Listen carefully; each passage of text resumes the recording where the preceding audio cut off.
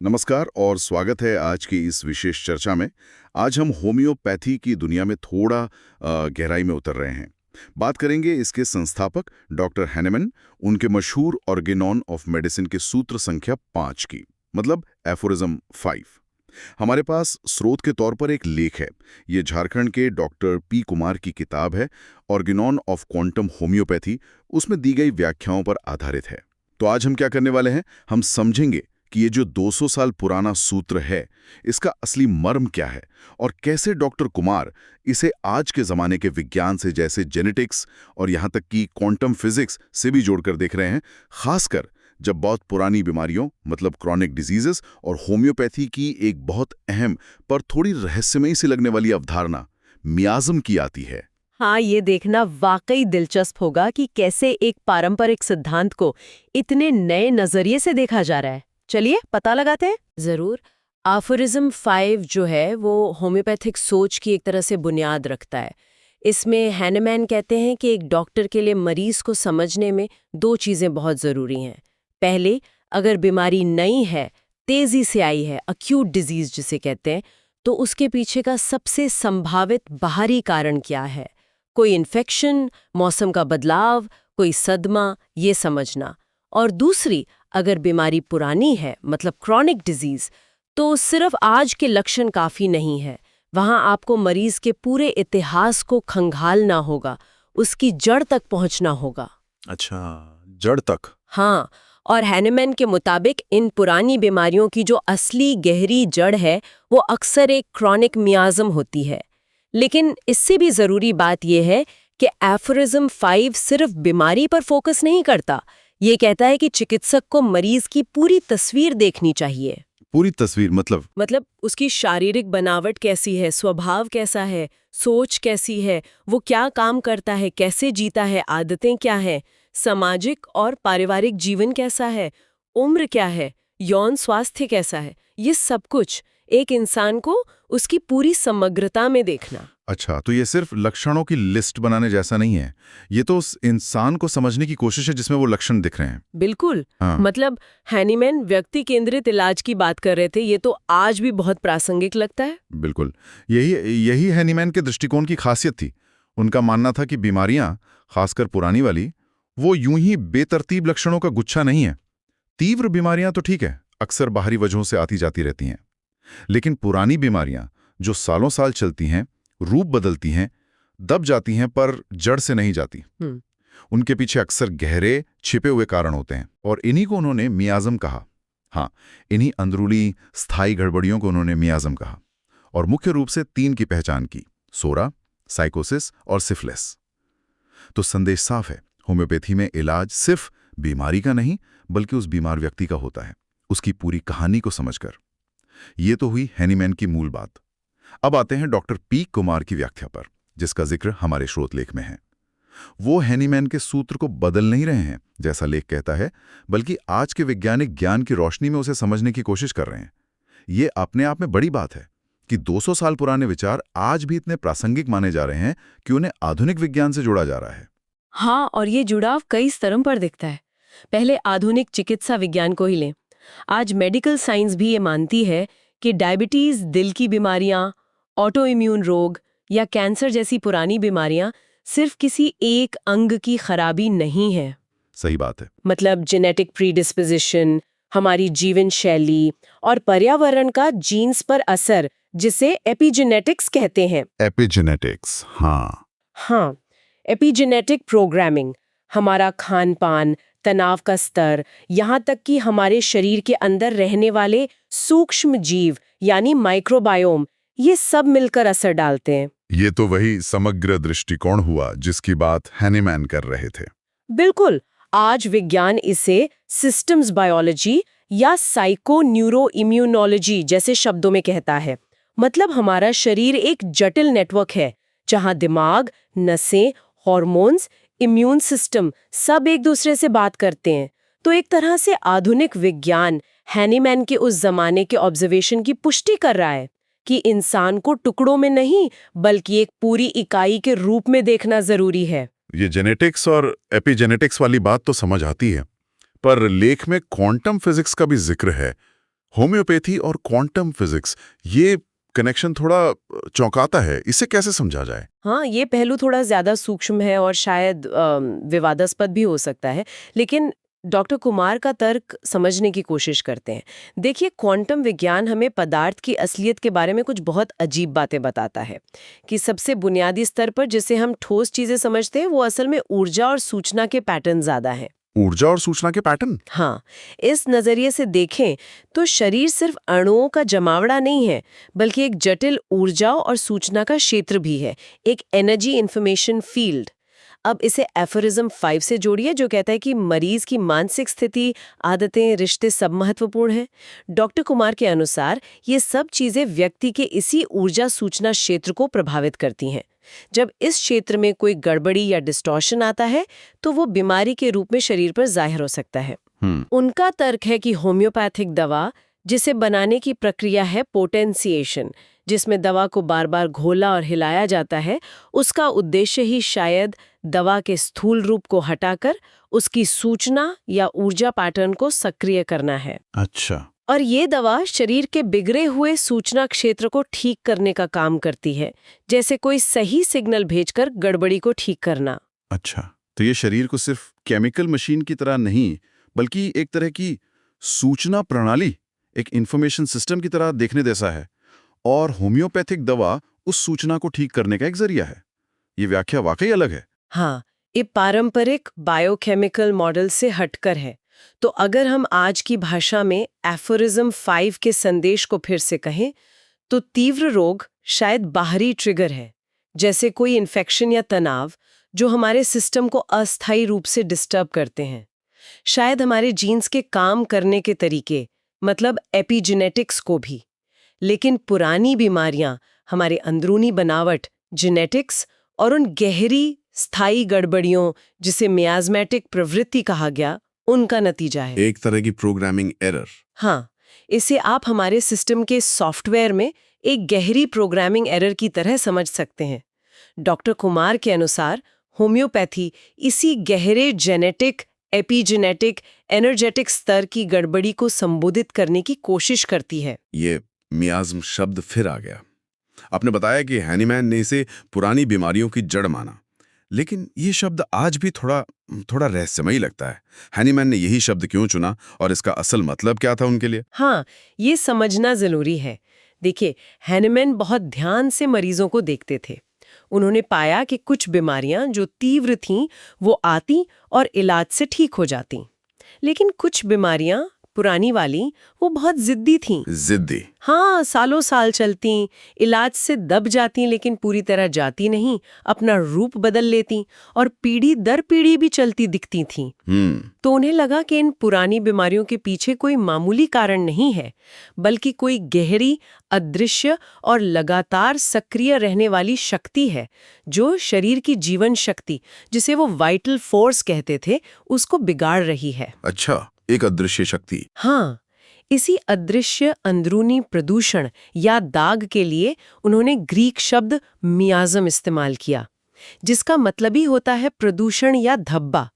तो मियाज़म उनके लिए कोई बैक्टीरिया या वायरस नहीं था, बल्कि शरीर, मन, ऊर्जा के स्तर पर एक गहरी प्रोग्रामिंग की गड़बड़ी थी, जो अलग-अलग बीमारियों के रूप में प्रकट होने का माहौल बनाती थी। और उन्होंने इसके कुछ प्रकार भी बताए थे ना, सोरा, साइकोसिस? हाँ, उन्होंने मुख्य रूप से 3 मूल मियाज़्म बताए। पहला, सोरा। इसे सबसे पुराना और सबसे ज्यादा फैला हुआ मियाज़्म माना। ये अक्सर शरीर के कामकाज में गड़बड़ी, मतलब फंक्शनल डिस्टर्बेंसेस, त्वचा की समस्याएं जैसे खुजली, एक्जिमा, एलर्जी, जरूरत से ज्यादा संवेदनशीलता और चिंता जैसी मानसिक प्रवृत्तियों से जुड़ा था। दूसरा, साइकोसिस। इसका संबंध शरीर में चीजों के अनावश्यक रूप से बढ़ने की प्रवृत्ति से था, जैसे मस्से, ट्यूमर, गांठें। हैनीमैन ने इसे अक्सर दबे हुए गोनोरिया से जोड़ा था। और तीसरा, सिफिलिस। ये विनाशकारी, डिस्ट्रक्टिव प्रवृत्ति से जुड़ा था, जैसे अल्सर बनना, ऊतकों का गलना, हड्डियों या नर्वस सिस्टम को नुकसान और गंभीर जन्मजात समस्याएं। और बाद में इसमें और भी जोड़े गए। हाँ, बाद में होम्योपैथ्स ने इसमें कुछ और भी जोड़े, जैसे ट्यूबरकुलर मियाज़्म, जो कमजोरी, दुबलापन, श्वसन संबंधी दिक्कतों से जुड़ा था, और कैंसर मियाज़्म भी, जो और भी जटिल और गहरी प्रवृत्तियों को दर्शाते हैं। ठीक है, ये हैनेमन का नजरिया था उस समय का। पर सबसे दिलचस्प बात यह है कि डॉक्टर कुमार इसे आज के विज्ञान से कैसे जोड़ रहे हैं। लेख कहता है कि वो सोचते हैं कि अगर हैनेमन आज जिंदा होते और उन्हें जीन्स, इम्यून सिस्टम, हमारे आंतों के बैक्टीरिया मतलब माइक्रोबायोम, इन सब की जानकारी होती तो वो शायद मियाज्म को आज की भाषा में समझाते। तो आज की भाषा में मियाज्म क्या हो सकता है? हाँ, यही सबसे रोचक हिस्सा है। डॉक्टर कुमार का प्रयास है कि मियाज्म को रहस्य के पर्दे से निकालकर वैज्ञानिक तर्क की कसौटी पर कसा जाए। देखिए, 200 साल पहले हैनेमन के पास वो शब्द या तकनीकें नहीं थीं जो आज हैं। तो आज के ज्ञान से देखें तो मियाज्म जैसी गहरी, स्थायी गड़बड़ी के पीछे क्या हो सकता है? इसके कई संभावित वैज्ञानिक पहलू हो सकते हैं। जैसे कि डिस्पोजिशन। हम सब अपने माता पिता से जीन्स लेते हैं। इनमें कुछ छोटे मोटे बदलाव हो सकते हैं या कुछ खास जीन्स जो हमें कुछ बीमारियों के प्रति ज्यादा संवेदनशील बनाते हैं। ये हमारे अंदर एक तरह के टाइम बॉम्ब की तरह हो सकते हैं जो सही माहौल मिलने पर बीमारी पैदा कर सकते हैं। मियाज्म की तरह ही एक अंदरूनी छिपी हुई प्रवृत्ति। बिल्कुल, हो सकता है सोरा, साइकोसिस, सिफिलिस जैसी मियाज्मेटिक प्रवृत्तियों का कोई जेनेटिक आधार हो। दूसरा पहलू है एपिजेनेटिक्स। ये समझना बहुत जरूरी है। आपने पहले भी जिक्र किया था। हाँ, हमारे जीन्स पत्थर की लकीर नहीं होते।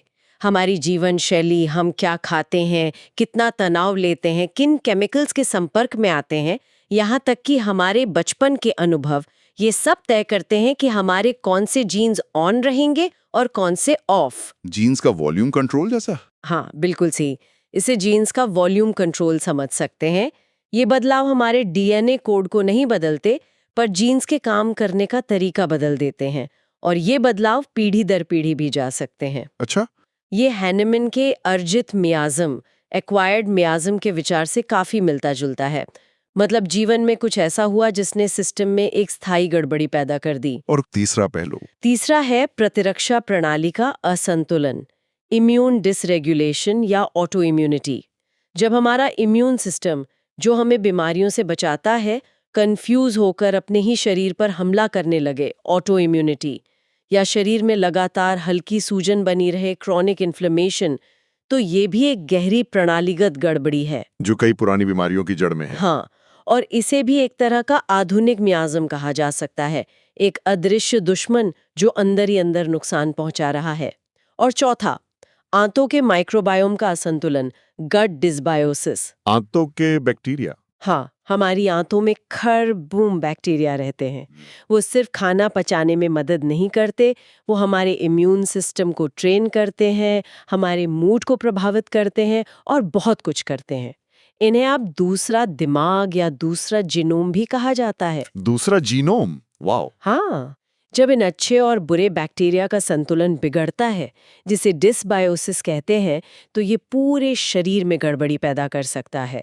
ऑटो इम्यूनिटी, मोटापा, डायबिटीज, मानसिक स्वास्थ्य समस्याएं, ये भी एक अदृश्य गतिशील गड़बड़ी है, ठीक मियाज्म की तरह। ये तो कमाल है। मतलब हैनेमन जिन्हें मियाज्म कह रहे थे, वो शायद इन जेनेटिक, एपिजेनेटिक, इम्यून और माइक्रोबियल स्तरों पर होने वाली गहरी गड़बड़ियों का मिलाजुला असर था, जिसे वो अपने समय के ज्ञान और अवलोकन से समझने की कोशिश कर रहे थे। हाँ, ऐसा कहा जा सकता है। तो क्या हम क्लासिकल मियाज्म और इन आधुनिक अवधारणाओं में कुछ सीधा संबंध देख सकते हैं? जैसे सोरा का संबंध किससे हो सकता है? हाँ, एक अंदाजा लगा सकते हैं। हालांकि ये सीधी रेखा खींचना शायद थोड़ा सरलीकरण होगा, पर समझने के लिए सोरा, जो क्रियात्मक विकार, खुजली, संवेदनशीलता से जुड़ा था, वो शायद आज की एलर्जी, एटोपी, इम्यून हाइपरसेंसिटिविटी या क्रॉनिक लो ग्रेड इन्फ्लेमेशन से मेल खाता हो। ओके।